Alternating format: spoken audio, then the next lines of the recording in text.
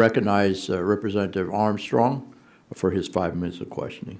Anybody know if the cost for the AM radio in a Tesla is more or less than the $7,500 rebate?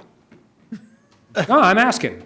Because we're acting like this is the free market, and it's not. And with all due respect to my friends who live in more populated areas, AM radio is still the best way to find out if a tornado is coming before you get on the highway and drive 150 miles in North Dakota or New Mexico. And I don't particularly care how much it costs, because it might work somewhere, and it might work with low orbit satellite technology. All of those things might be great. But until they exist in a meaningful way, when you live in a place that has hail, tornadoes, floods, blizzards, all of those different things, but you also have a low population base.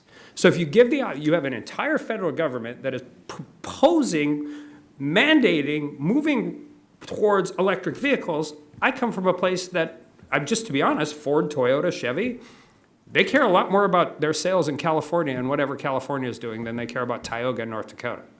But you know what? We need all that stuff in Tioga, North Dakota. It's the only thing we have.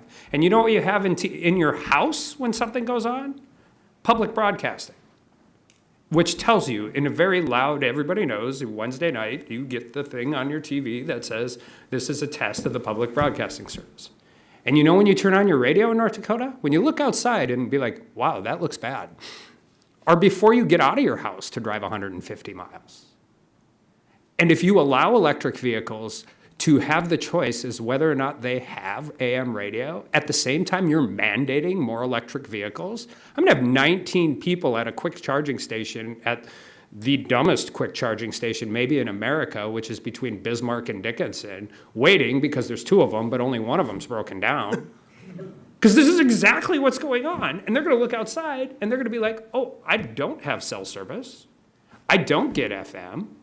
And I don't have any idea if this is just a cloud that I got to worry about or if this is something really serious and we all got to climb into the one car that's already charged and drive 40 miles home.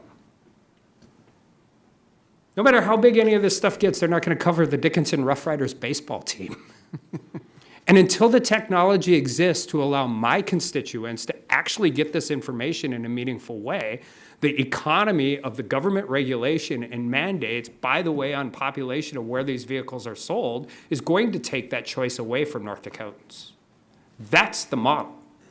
That's the model that exists. And you can say you can continue to buy a car with AM radio, and you can do all of that, but if you give all of these things the different versions of where this goes, you're gonna have all of these different things that happen. So you probably don't have the winners we have, Mr. Austin, but in AM radio being important in North Dakota, I understand that your testimony, only about 4% of your people have access to quality internet?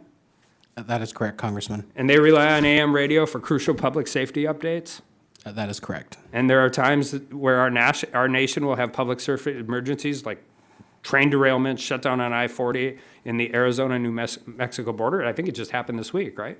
That is correct, Congressman. So driving in the Navajo Nation sounds a little bit like driving in North Dakota. Is maintaining the AM emergency broadcast system in every car crucial to ensuring every method of mass communication possible is built into the IPOS system? Yes. We have these multiple pathways, so many of my constituents in North Dakota aren't left behind in the event of a national attack or weather event. And I get it, in a city and an urban area, which by the way is where you sell most of your cars, you have access to all of these other things. But rather than an AM radio requirement being a solution in search of a problem, the problem is the increasing mandates for EVs and the emission standards that come with them. These mandates cause additional manufacturing difficulties for auto manufacturers. There's a rule out right now that's gonna force all of my heavy ton farm trucks in North Dakota to be electric. Outside of being, the truck already costs 3 times more. Put a radio in it. It's 3.5 times more expensive. It's 800 to 2,500 pounds more heavier, so I can haul 800 pounds less potatoes. It takes me twice as long to deliver them in Minnesota. Your French fries all get more expensive, and none of that goes back to my potato farmer in Grafton. The least we could do is let him listen to the local American Legion baseball game while he's doing it.